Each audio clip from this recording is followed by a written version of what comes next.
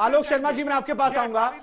सिकंदर साहब ने एक बड़ी बात कही, कहा कि जो लोग मुस्लिम औरतों को, क्रिश्चियन औरतों को, पारसी औरतों को द्वितीय दर्जे का नागरिक बनाना चाहते हैं, वो इसको लेकर विरोध कर रहे हैं कि यूनिफॉर्म सिविल कोड नहीं लागू होना चाहिए। कांग्रेस पर भी आरोप बीजेपी लगाती है कि चाहे शाहबानो प्रकरण हो या फिर मुस्लिम पर्सनल लॉ बोर्ड को हटाने की बात हो, तुष्टीकरण के लिए आप लोगों ने समय समय पर सपोर्ट किया है। आप लोग भी चाहते हैं कि मुसलमानों का वोट मिलता रहे, इसलिए आप लोग अपना एजेंडा क्लियर नहीं करते। देखिए, मुझे लगता है हिंदुस्तान विविधताओं का देश है।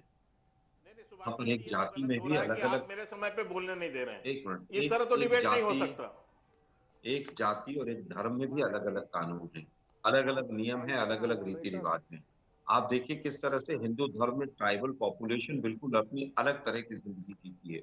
एक क्रिश्चियन जो केरला में रहता है और एक क्रिश्चियन नॉर्थ ईस्ट में रहता है, उसके तमाम रीति रिवाज बिल्कुल अलग अलग हैं। क्या उनको सबको मर्ज कर देंगे हम? क्या आर्टिकल 371 को हम हटा रहे हैं? बीजेपी क्या हटा रही है? आर्टिकल 371 तमाम राज्यों में लगा हुआ है। मैं गुजरात में बैठा हुआ हूँ, यहाँ पर तो जमीन के खरीदने फरोखने में जाति और धर्म के फर्क है। 24 साल 27 साल की बात कर रहे हैं आप, उसको तो मिटा देते कम से कम। हम केवल ये पूछना चाहते हैं कि 4 वर्जन है। उत्तराखंड में हाई पावर्ड कमेटी बनेगी। बीजेपी की सेंट्रल गवर्नमेंट कहती है कि इसकी जरूरत नहीं है। बीजेपी कहती है स्वयं कि इसकी भी जरूरत नहीं है।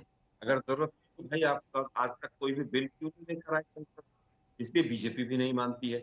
उत्तर प्रदेश के मुख्यमंत्री कहते हैं कि हम यहाँ पर एक कौमी चौपाल का निर्णय करेंगे। क्या करना क्या चाहती है? अब आते हैं आर्टिकल 370। आर्टिकल 370 में सब कुछ चेंज हुए हैं, इन्होंने दो चेंज। आर्टिकल 370 आज भी हिंदुस्तान के संविधान का हिस्सा है। ये तो इनके मुख्यमंत्री मनोहर लाल खट्टर जी कहते थे बहू लेकर आएंगे। भाई मुझे 50 गज का प्लॉट दिलवा दो, वहां पर मैं खरीदना चाहता हूँ, और एक आदमी का नाम बता दो जिसने किया हो वहां पर। केवल शब्दों पे मत छोड़िए, शब्दों पे छोड़कर देश को डिस्टर्ब मत कीजिए। अभी बात आई पीए और एनआरसी की। इनके हेमंत बिश्व शर्मा उसके धुर विरोधी हैं, इनके तमाम घटक दल धुर विरोधी हैं। क्या एनआरसी लागू किया? क्या सीए लागू किया? अब आती है पॉपुलेशन कंट्रोल एक्ट की बात, जनसंख्या नियंत्रण में वो विरोध में। अरे भाई भाजपा पक्ष में है क्या? क्या जनसंख्या नियंत्रण के लिए 8.5 साल में कुछ संसद पेश किया? आलोक जी, अब कई सारे सवाल आपने पूछ लिए के शर्मा जी। वो कह रहे हैं आप लोग शिगुफा छोड़ते हैं, आप लोग खुद क्लियर नहीं है। नहीं शगुफा, अरे मुझे आश्चर्य है कि सीए का कानून बन गया, उस पर ड्राफ्ट तैयार हो रहे, सिस्टम वो लागू भी हो रहा है। कानून तो बनाया ना हमने, ट्रिपल तलाक पे यही चिल्लाते थे, हमने कानून बनाया ना उस पे और इम्प्लीमेंट भी किया हमने। अब फिर बीच में फिर आलोक जी देखिए, आप बोल रहे थे तो किसी ने नहीं बोला सर। आलोक सर, आप जब बात कर रहे थे तो किसी ने आपको टोका नहीं सर, हम भी सुन लेते। ये ठीक नहीं है। हाँ बोलिए शर्मा जी। अब सुन लीजिए, अब सुन लीजिए, मैं बहुत जिम्मेदारी के साथ आपको कहता हूं, देश की सनातन संस्कृति और हमारी गौरवमय संस्कृति के लिए, यदि हमारी सांस्कृतिक प्रतिष्ठा के लिए यदि हमको उसको अपने घोषणा पत्र में लिखना पड़ा राम मंदिर का इशू, तो हम गर्व से कहते हैं कि हमने लिखा। और लिखा ही नहीं, हमने उसके ऊपर आंदोलन भी किया, और एक नहीं 4 सरकारें गवाई हमने इनके कारण। और जिसकी सरकार को गंवाने के लिए जहां पत्थर भी नहीं चले, उस कांग्रेस पार्टी ने अत्याचार किया, लोकतंत्र की हत्या करके हमारी 4 सरकार, हिमाचल में, गुजरात में, मध्य प्रदेश में, सब जगह हमारी सरकारें गिराई। तो हमने तो शहादत दी अपनी सरकारों की, कितने हमारे कार्यकर्ता शहीद हुए उसके लिए। तो ये तो हम कहते हैं गर्व से कि राम मंदिर निर्माण के लिए भारतीय जनता पार्टी ने पूरी भूमिका निभाई है। और इसलिए यही नहीं, धारा 370 के लिए भी इसी तरह की ये प्रश्न उठाया। ठीक है सर, आप कह रहे हैं कि हमने पहले कहा था वो लागू किया, आगे भी लागू करेंगे। शर्मा जी समय कम है मेरे पास। आदिल हसन साहब, जो अड़ंगे कर मैं आ रहा हूं। शर्मा जी आपकी बात के मूल भावना समझ गए सर हम। आदिल हसन साहब, ओवैसी जी की पार्टी कहती है कि बुर्के वाली एक दिन इस देश की प्रधानमंत्री बनेगी, लेकिन फिर सिकंदर साहब आरोप लगाते हैं कि उसी बेटी को आप लोग बराबरी का अधिकार देना नहीं चाहते हैं, जबकि तमाम मुस्लिम देश जिसमें Pakistan, Bangladesh, Malaysia, Turkey, Indonesia, Sudan, Egypt है, वहां पर यूनिफॉर्म सिविल कोड लागू है। तो बुर्के वाली को प्रधानमंत्री बनाने की चाह है, लेकिन बुर्के वाली को बराबरी का अधिकार ना मिले, इसके लिए भी आप लोग प्रयासरत हैं। शुभांकर जी, रिजवी साहब को जानकारी का अभाव है। 1450 साल पहले मुस्लिम महिलाओं को प्रॉपर्टी में उसका हक देने की बात इस्लाम ने कहा था।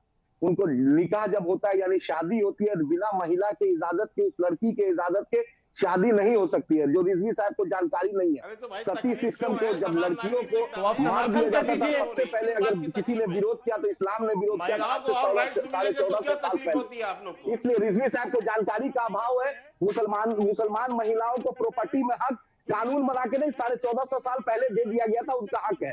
शादी में भी उनको उनकी मर्जी से शादी हो सकती है। बैनमहर निकाह जो है, निकाह का पैसा लड़की को अगर नहीं मिले ठीक है तो रिजवी साहब, रिजवी साहब की आवाज को थोड़ा बढ़ाया जाए। रिजवी साहब, जानकारी का अभाव है। और हज में एक बहुत बड़ा इंपॉर्टेंट रिचुअल है सफा और मरवा में, जिसमें ठीक है, हर मर्द ठीक है, आदिल साहब आपको जवाब ले लेते हैं। रिजवी साहब, हर मर्द को तेजी से दौड़ना पड़ता है, वो एक औरत की सुन्नत है, वो औरत के नक्शे कदम पे चलना पड़ता है। तो रिजवी साहब को जानकारी का अभाव है। सरकार की दरबारी नहीं करे, हर बात बोलने का कलेजा रखे कर रहे हैं आप।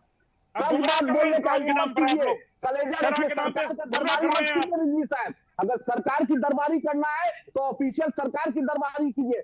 1450 साल पहले लड़कियों को उसके जायदाद में उसको हिस्सा दिया गया, लड़कियों को शादी में फिक्स किया गया है। ये इस्लाम सिखलाता है। आप जो गलत चीज कर रहे हैं, देखिए समय समाप्त है, इसलिए आखिरी सवाल जो है मैं अग्निजेश जी आपसे ले रहा हूं।